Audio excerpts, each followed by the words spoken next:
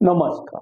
मी गणेश तुकाराम शिंदे आपण सर्वांचं आपल्या अन्न या युट्यूब चॅनलवर स्वागत करत आहे. महाराष्ट्र विधानसभेच्या निवडणुकीचा निकाल लागून आज बरोबर एक आठवडा झाला.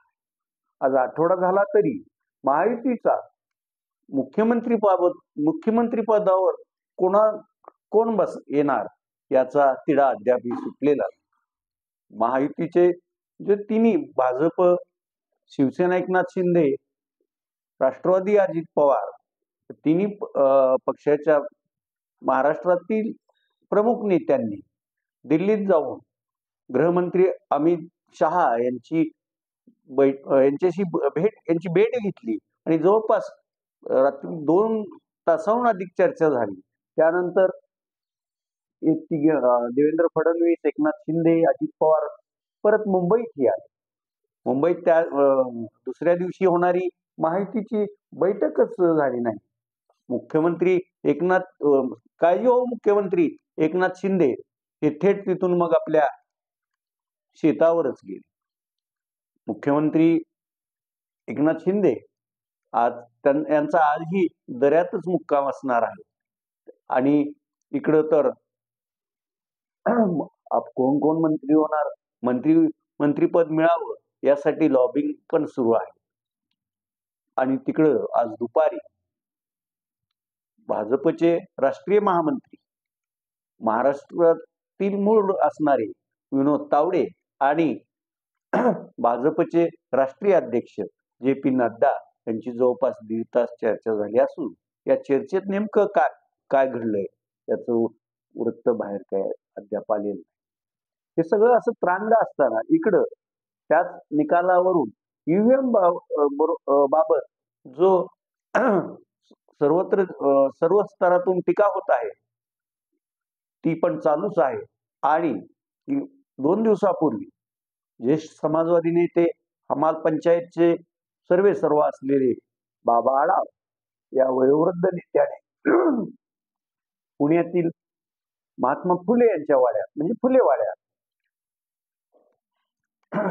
लोकशाही वाचविण्यासाठी आत्मक्लेश उपोषण सुरू केलं होतं.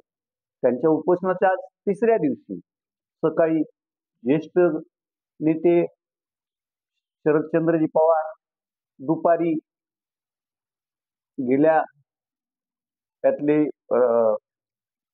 उपमुख्यमंत्री म्हणून राहिलेले महायुतीचा घटक असलेल्या राष्ट्रवादी काँग्रेस अजित पवार आणि सायंकाळी माजी मुख्यमंत्री शिवसेना उद्धव बाळासाहेब ठाकरे पक्षाचे उद्धव ठाकरे यांच्यासोबत खासदार संजय राऊत, विनायक राऊत, विधान परिषदेतले विरोधी पक्ष नेते अंबादास दानवे, राष्ट्रवादीचे प्रदेश अध्यक्ष जयंत पाटील आदींनी बाबा आढावांची भेट घेतली, त्यांच्या प्रकृतीची विचारपूस केली आणि उद्धव बाळासाहेब ठाकरे यांनी वय आणि एकूण स्थिती पाहता बाबा आढावांना उपोषण मागे घेण्याची विनंती केली, उपोषण संपवण्याची विनंती केली. अगदी हट्टच धरला आणि पाणी पिऊन मग बाबा आढावांनी आपलं आत्मक्लेश उपोषण थांबवलं. उद्धव ठाकरे यांनी यावेळी बाबा आढावांना आम्ही हे आंदोलन पुढे नेतो, तुम्ही काळजी करू नका असंही आश्वासित केलं. दुपारी अजित पवारांनी ईव्हीएमला दोष देणं कसं चुकीचं आहे असं बाबा आढावांसमोर असं पत्रकारांशी बोलताना सांगितलं आणि त्यांनी महाविकास आघाडीवर टीकाही केली. आम्ही 1500 रुपये देऊन लाडक्या बहिणींना अनुदान देत आहोत. यांनी तर त्यांच्या निवडणूक जाहीरनाम्यात हे 3000 देणार हे असं आश्वासन दिलं होतं. मग ते काय प्रलोभन नव्हतं का असाही टोला लगावला. ईव्हीएम मशीन आहे, एखाद्या दुसरी बिघाड होऊ शकेल पण सर्वच नाही असंही त्यांनी यावेळी बोलताना सांगितलं. बाबा आढावांनी उपोषण मागे घेतल्यामुळे थोडा प्रशासनाला दिलासा मिळाला. आता राजकीय सारीपाटात कोणतं प्याद त्या सारीपाटाच्या ह्याच्यावर येऊन बसतोय याकडे सर्वांचं लक्ष लागून असणार आहे.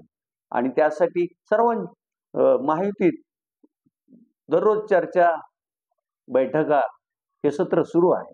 यातून मग आता कोणतं रत्न आणून ते मुख्यमंत्रीपदी बसवतात याकडे सगळ्यांच्या नजरा असल्या तरी एकंदरीत सर्व सुरू असलेल्या चर्चेतून भारतीय जनता पक्षाचे देवेंद्र फडणवीस यांच्याच गळ्यात मुख्यमंत्र्याची माळ पडेल असं सूर येत आहे. आणि मग त्यांना जर ती संधी मिळाली तर ते तिसऱ्या वेळी मुख्यमंत्री पदाची शपथ घेतील. पहिली शपथ त्यांनी 2014ला घेतली होती आणि संपूर्ण काळ ते मुख्यमंत्रीपदी राहिले. त्यानंतर 2019ला त्यांनी आणि अजित पवार अगदी भल्या सकाळी मुख्यमंत्री आणि उपमुख्यमंत्री म्हणून शपथ घेतली होती आणि हे 2 दिवसातच हे त्यांना राजीनामा द्यावा लागला. आता परत त्यांचा पक्ष 132 जागा घेऊन सर्वात आघाडीवर आहे आणि त्यांच्या महायुतीकडून जवळपास 220-25च्या दरम्यानचं संख्याबळ आहे.